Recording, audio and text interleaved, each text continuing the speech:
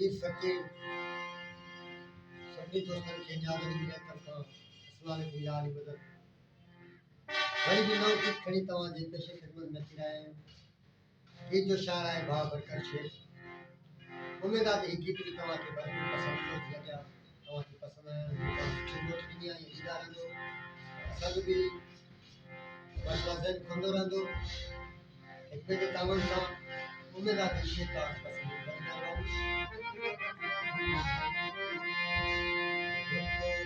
सन झुकरी होई पहजुआ तो समिलन जो सनम बस होई पहजुआ मेरे थर था तो खेद था मेरे थर था तो खेद था ओ डिसण पिरी तू जो तोखे ॾिसण झुकरी होई पहजुआ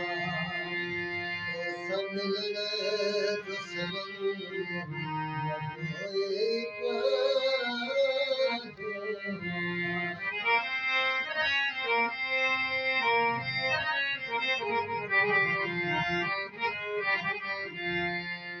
में कशिश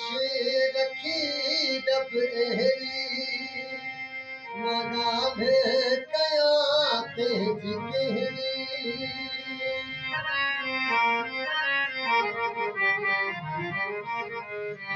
तो में कशिश रखी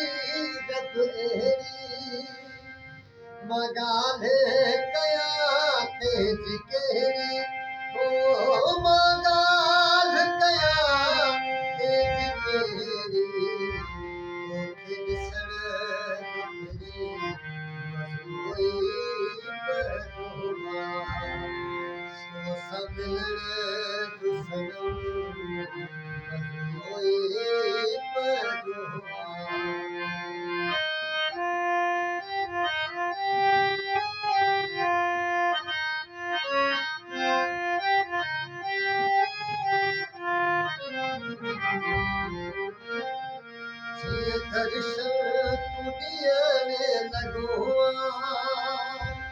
घर दिल में तू करन लगो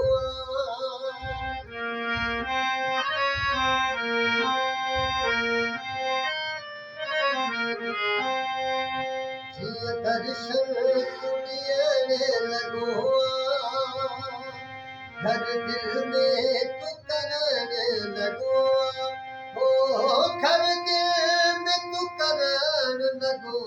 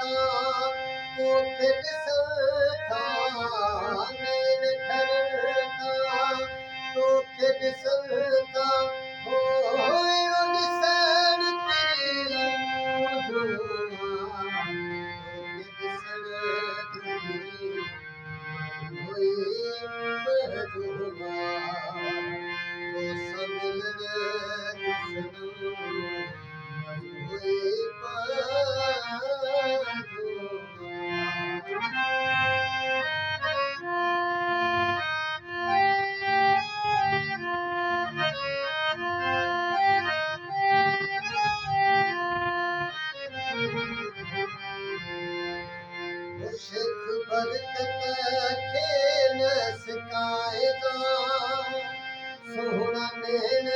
नमूता हटाएगा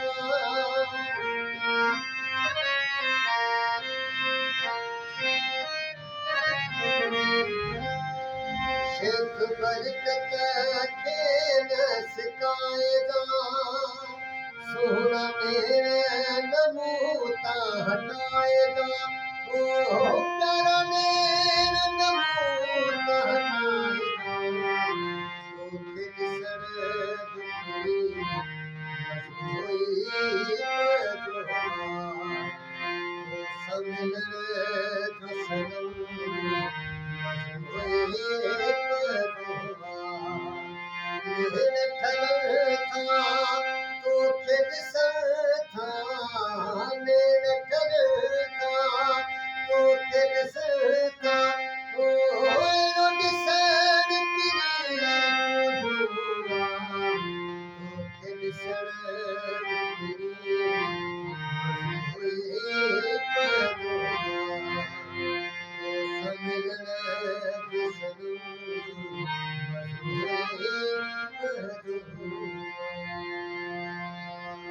वाह न्याजोबा, वाह वाह.